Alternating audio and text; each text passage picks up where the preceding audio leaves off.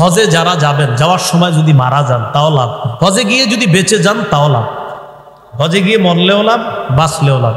আগে বাঁচারটা বলি। সহিহ বুখারীর বর্ণনা 1521 নম্বর হাদিস। قال رسول الله صلى الله عليه وسلم من حج لله فلم يرفث ولم يفسق رجع كيوم ولدته امه। যে ব্যক্তি আল্লাহকে খুশি করার জন্য হজ করে, সে যদি অশ্লীল কথা না বলে, অশ্লীল কাজ না করে, সে এমন ভাবে দেশে ফিরে আসবে যেন তার মা তাকে আজকে জন্ম দিয়েছে। বলেন আমার সাথে সবাই, হজে গিয়ে বাঁচলে নিষ্পাপ, হজে গিয়ে বাঁচলে কি নিষ্পাপ। এবার শুনেন, যদি মারা যায় কেউ, সহিহ বুখারীর 1266 নম্বর হাদিস। এক সাহাবী আরাফার ময়দানে নবীর পাশে আছে।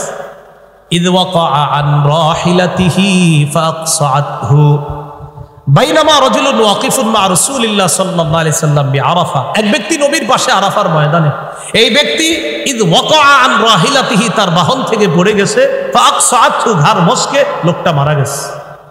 মারা যাওয়ার পর নবী বললেন ইগসিলুহু বিমাইন ওয়া সিদরিন, তাকে গরম পানিতে বরই পাতা গরম করে গোসল দাও। 2 ওয়াকাফিনুহু বিসাউবাইন, তাকে 2টা কাপড় দিয়ে কাফন দাও। পুরুষে কয় কাফন দিতে হয়? 3টা। নবী বললেন তাকে কয়টা দিতে? 2টা। 3 নাম্বার, ওয়ালা তুহান্নিতুহু, সুগন্ধি লাগাইবা না।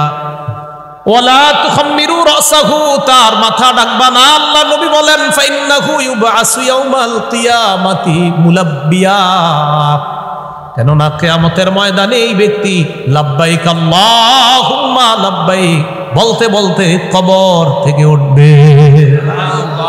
বললে লাভ নেই, তাহলে বাঁচলেও বললেও লাভ।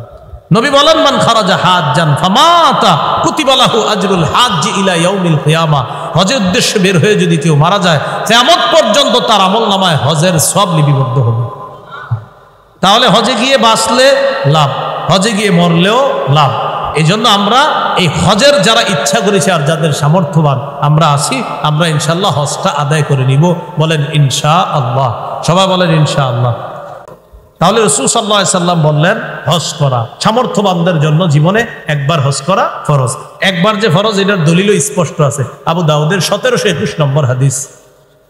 আকরা ইবনে হাবেস নবীর সাহাবী, নবীর প্রশ্ন করলেন আল হাজ্জু ফি কুল্লি সানাতিন আও মাররাতান ওয়াহিদা, হুজুর হজ কি প্রতি বছর ফরজ নাকি জীবনে একবার? নবী বললেন বাল মাররাতান ওয়াহিদা, জীবনে একবার। জীবনে কয়বার? একবার। ফামান যাদা ফাহুয়া তাতাওউন, কেউ যদি একবারের বেশি হজ করে এটা তার জন্য নফল হবে। ইবনে মাজার 2883 নম্বর হাদিস। এই হাদিসের মধ্যে আছে মান আরাদাল হাজ্জা ফালইয়াতাআজ্জাল, যে ব্যক্তি হজের ইচ্ছা করেছে সে যেন তাড়াতাড়ি হজ করে।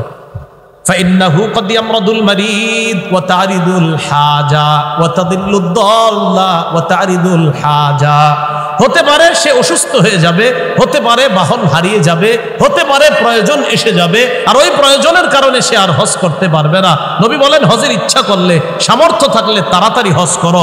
এমনও হতে পারে তুমি অসুস্থ হয়ে যাবা, এমন হতে পারে কোনো প্রয়োজন এসে যাবে, তখন আর হজ করতে পারবা না।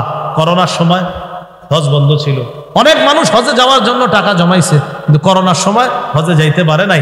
আত্মীয় স্বজনদেরকে ওই জমানো টাকা দিতে হয়েছে, কারণ আত্মীয় স্বজনের অনেক মানুষ চাকরি স্থলে থাইকেও বেতন পায় না, বিপদে পড়ছে। কিন্তু আমরা তো কেউ জানতাম না যে করোনা আসবে আর হজ বন্ধ হবে আর আমরা হজে যাব না। নবী তো বলছেন হজের টাকা যদি থাকে, সামর্থ্যবান হও আর ইচ্ছা করো তো তাড়াতাড়ি হজটা করে ফেলো, কারণ প্রয়োজন সামনে এসে যাবে। বলছিলাম জিলহজের গুরুত্বপূর্ণ একটা ইবাদত হজ করা। বলেন কি করা? হজ করা। আল্লাহ তৌফিক দান করেন। পরিশেষে একটা কথা হলো, সেটা হলো কয়েকটা কথা সব সময় মনে রাখবেন। ইখলাস, ইত্তিবা। ইখলাসের সাথে আমল করলে খাঁটি আমল, ইত্তিবার সাথে আমল করলে বিশুদ্ধ আমল। খাঁটি এবং বিশুদ্ধ এই 2 গুণওয়ালা আমল যদি করতে পারি, এই আমল আল্লাহ কবুল করবেন এবং আখিরাতে নাজাত পাওয়ার আশা করা যায়। হ্যাঁ ইনশাল্লাহ। তো আমরা যে কথাগুলো শুনলাম, আমাদের সকলে যেন আমরা জিলহজ মাসের এই গুরুত্বগুলো অনুধাবন করে আমরা যেন আমল করতে পারি। আল্লাহ তৌফিক দান করেন। একটা ঘোষণা দেওয়ার জন্য বলা হয়েছে, সেটা হলো আমার সংকলন করা মিম্বরের আমানত। হয়তো অনেক ওলামায়ে হযরতরা পেয়ে গিয়েছেন অনলাইনের মাধ্যমে, অনেকে পান নাই। যারা সংগ্রহ করতে পারেন না, আমি বলবো সবাই সংগ্রহ করে নেবেন। মিম্বরের আমানত কিতাবটার নাম 6 খণ্ডে আপাতত আছে।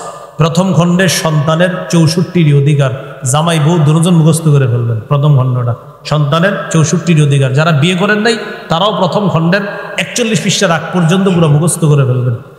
দ্বিতীয় খণ্ডের শিরিক বেদাত কুফুর তাওহীদ, তৃতীয় খণ্ডের আলোচনা হালাল হারাম, চতুর্থ খণ্ডের আলোচনা